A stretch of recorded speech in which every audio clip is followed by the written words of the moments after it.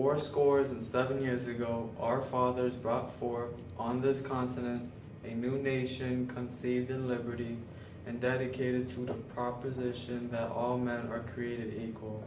Now we are engaged in a great civil war, testing whether that nation or any nation so conceived and so dedicated can long endure. We are met on a great battlefield of that war. We have come to dedicate a portion of that field as a final resting place for those who here gave their lives that that nation might live. It is altogether fitting and proper that we should do this. But in a larger sense, we cannot dedicate, we cannot consecrate, we cannot hallow this ground. The brave men, living and dead, who struggled here, have consecrated it, far above our poor power to add or detract.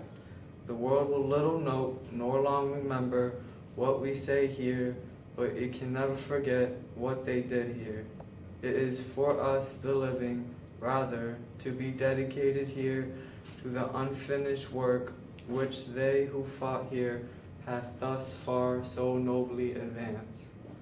It is rather for us to be here dedicated to the great task remaining before us, that from these honored dead we take increased devotion to that cause for which they here gave the last full measure of devotion, that we here highly resolve that these dead shall not have died in vain, that this nation under God shall have a new birth of freedom, and that government of the people, by the people, for the people, shall not perish from the earth.